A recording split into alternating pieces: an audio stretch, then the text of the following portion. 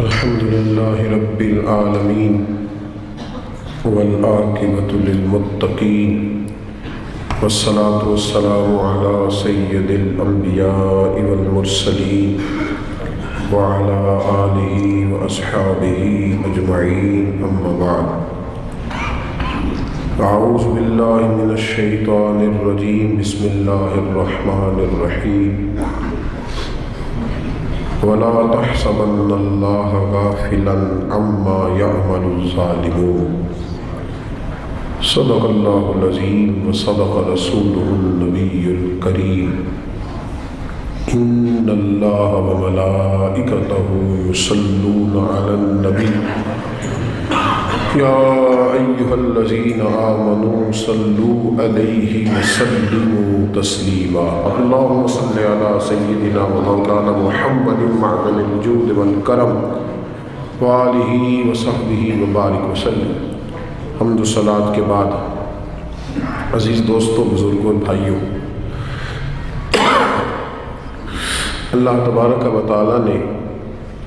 انسان کو انسان کی ضرورت بنایا ہے، انسان کو انسان سے وابستہ کیا ہے اور اس کو یہ حکم دیا ہے کہ اگر کچھ لوگ تیرے ماتحت ہوں، تیرے زیر دست ہوں، تو انہیں ان کے ساتھ کوئی زیادتی نہیں کرنی، کوئی ظلم روا نہیں رکھنا۔ اگر اللہ اپنے فضل سے، اس کی تقسیم ہوتی ہے نا، کسی کو چھوٹا بناتا ہے تو کسی کو بڑا بناتا ہے، کسی کو مالدار بناتا ہے، کسی کو غریب بناتا ہے، یہ اس کی حکمت کے تقاضے ہوتے ہیں۔ فرمایا کہ اگر تجھے میں صاحب اختیار کروں یا صاحب اقتدار کروں، یا میں اپنی حکمت کے تقاضوں کے تحت کسی جگہ تجھے کسی پر کوئی فوقیت یا کوئی قبضہ عطا کروں، تو تم نے ظلم سے بچنا، کسی کے ساتھ کوئی زیادتی نہیں کرنی۔ اسلام اس قدر زیادہ اس بات کو ناپسند کرتا ہے، تکلیف دینے کو، ظلم کرنے کو، کہ نبی کریم علیہ السلام نے فرمایا کہ اگر تمہارے پاس کوئی شخص سویا ہوا ہو، تم نے اونچی آواز میں قرآن پاک کی تلاوت بھی نہیں کرنی، تم نے ذکر بھی اونچا نہیں کرنا، جس سے کسی شخص کو کوئی بھی جسمانی، روحانی، اعصابی تکلیف پہنچے، وہ کام نہ کرو، اس سے بچو۔ اگر انسان ساری زندگی صرف اپنے آپ کو سیو کرنے کے چکر میں رہے اور پھر یہ پروگرام بنا لے کہ اگر میں نرم پڑوں گا تو پھر میرا لوگوں پہ رعب کیسے قائم رہے گا، اگر میں تھوڑا سا ڈھل جاؤں گا تو لوگ تو اس کا ناجائز فائدہ اٹھائیں گے، تو بھئی لوگ تو اٹھائیں گے۔ نبی کریم صلی اللہ علیہ وسلم نے فرمایا، یہ جامع ترمذی میں موجود ہے، حضور علیہ السلام فرماتے ہیں مومن نرم دل ہوتا ہے، لیکن سامنے والا اسے بیوقوف سمجھ لیتا ہے،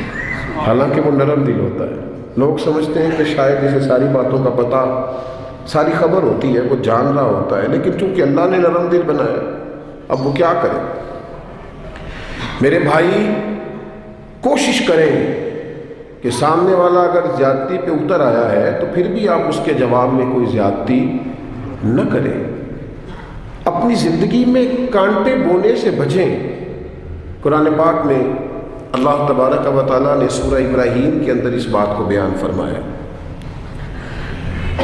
دنیا میں لوگ ظلم ہوتا دیکھتے ہیں تو پھر ساتھ یہ کہتے ہیں کہ جی یہاں کچھ نہیں ہو سکتا، یہاں کیسے انصاف ہوگا، معاذ اللہ تعالیٰ، یہاں تو ہر فائل داخل دفتر ہو جاتی ہے، یہاں تو جس پر زیادتی ہوتی ہے وہ بیچارہ مظلوم رہتا ہے اور ظالم کا دفاع ہو جاتا ہے، ظالم بچ جاتے ہیں۔ تو اللہ تبارک و تعالیٰ نے ہمارے اس سارے سوالوں کا جواب مختصر جملوں میں ارشاد فرما دیا، مختصر جملوں میں فرمایا، وَلَا تَحْسَبَنَّ اللَّهَ غَافِلًا عَمَّا يَعْمَلُ الظَّالِمُونَ۔ فرمایا یہ سوچنا بھی نہ، یہ گمان بھی نہ کرنا کہ اللہ ظالموں کے کاموں سے بے خبر ہے، یہ گمان بھی نہ کرنا، سوچنا بھی نہ، تمہارے عاشیہ خیال میں بھی یہ بات نہ آئے کہ اللہ ظالموں کے کاموں سے، ہاں انما یؤخرہم، اللہ انہیں تھوڑی مہلت دے رہا ہے، لیوم تشخص فیہ الابصار،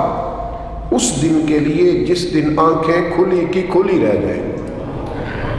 اللہ انہیں مہلت دے رہا ہے، ڈھیل دے رہا ہے. ڈھیل کو ان کی آزادی نہ سمجھ لینا. اللہ کو تم نے گمان بھی نہیں کرنا. ذرا قرآن مجید کی آیت کی ترتیب دیکھیے، فرمائے یہ سوچنا بھی نہ کہ اللہ غافل ہے. اللہ تو ڈھیل دے رہا ہے، اور ڈھیل ڈھیل ہوتی ہے. ڈھیل میں بلکہ کئی دفعہ انسان زیادہ اپنے لیے آزمائش جمع کر لیتا ہے. ظالم جب ظلم کرتا ہے تو وہ بھول جاتا ہے شاید مجھ سے کوئی پوچھے گا نہیں، کوئی مجھ پہ سوال نہیں کرے گا، میں اب ظاہر ہے میں اب اقتدار میں ہوں، با اختیار ہوں. اور جب انسان کرسی پہ بیٹھا ہوتا ہے تو پھر چونکہ سارے لوگ اس سے نیچے بیٹھے ہوتے ہیں تو پھر وہ یہ سمجھتا ہے کہ یہ کرسی ہمیشہ قائم رہے، حالانکہ اسے یہ نہیں پتا کہ تجھ سے پہلے بھی کئی کرسی پہ بیٹھ چکے ہیں اور تیرے بعد بھی کئی بیٹھیں گے. بھول جاتا ہے آدمی.